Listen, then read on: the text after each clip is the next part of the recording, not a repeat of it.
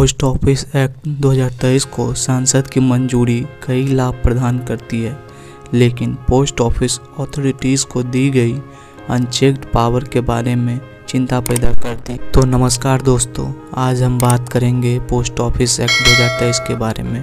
पहले जानेंगे post office act 2023 की हाइलाइट्स के बारे में, उसके बाद इस एक्ट की चैलेंजेस और अंत में आगे का क्या रास्ता हो सकता है से वीडियो को कंक्लूड करेंगे।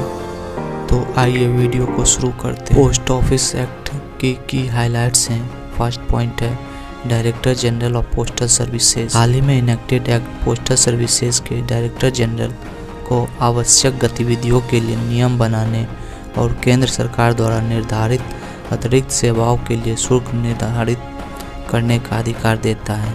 सेकंड पॉइंट है इंटरसेप्शन ऑफ शिपमेंट्स। ये एक्ट सेंट्रल गवर्नमेंट को स्टेट की security, foreign relations, public order, emergency या पब्लिक सेफ्टी के हित में पोस्ट ऑफिस के ट्रांसमिशन के दौरान आइटम्स को रोकने, खोलने या हिरासत में लेने के लिए अधिकारियों को ऑथराइज करती है। थर्ड पॉइंट है आइडेंटिफायर्स और पोस्ट कोड। एक्ट की सेक्शन 5 सेंट्रल गवर्नमेंट को आइटम्स को एड्रेस करने और पोस्ट कोड के उपयोग के लिए स्टैंडर्ड एस्टेब्लिश करने में सक्षम बनाती है।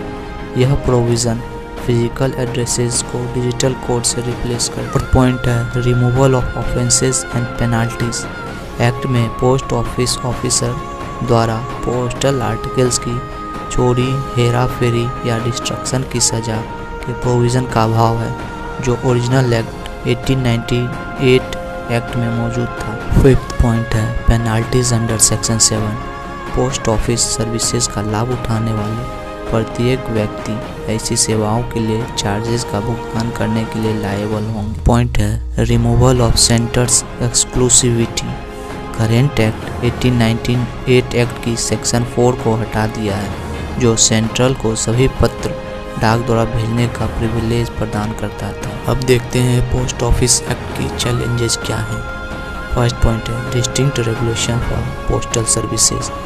करेंटली पब्लिक और प्राइवेट सेक्टर्स द्वारा सिमिलर पोस्टल सर्विसेज के लिए अलग अलग रेगुलेटरी फ्रेमवर्क हैं। सेकेंड पॉइंट है प्रोसीजरल सेफगार्ड की कमी, जो फंडामेंटल राइट्स को वायलेट्स करते हैं। एक्ट में पोस्टल आर्टिकल्स के इंटरसेप्शन के अगेंस्ट स्पेसिफाइड प्रोसीजरल सेफगार्ड का अभाव है, जिससे प्राइवेसी और freedom of speech and expression के बारे में कंसर्न रेज करता है। टेलीकम्युनिकेशन इंटरसेप्टिंग के मामले में People's Union for Civil Liberties versus Union of India 1996 में सुप्रीम कोर्ट ने इंटरसेप्टिंग पावर को रेगुलेट करने के लिए फेयर प्रोसीजर की आवश्यकता पर जोर दिया। पॉइंट है broad scope of emergency. Law Commission 1968 के अनुसार वर्ड इमरजेंसी को एक्सप्लिसिटली डिफाइन नहीं किया गया है, जो वाइड इंटरसेप्शन पावर को अलाउ करता है। फोर्थ पॉइंट है exemptions from liabilities for service lapses.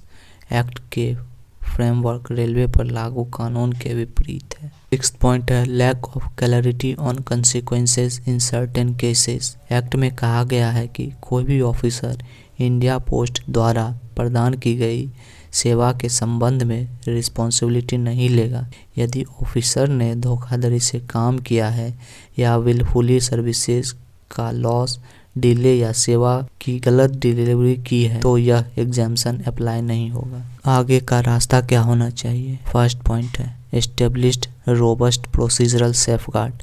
Indian post के थ्रू जितने भी आर्टिकल्स ट्रांसमिट होते हैं, उसके लिए एक क्लियर और कॉम्प्रिहेंसिव सेफगार्ड की ज़रूरत है। Second point grounds for interception को डिफाइन करना, विशेष रूप से वर्ड इमरजेंसी को।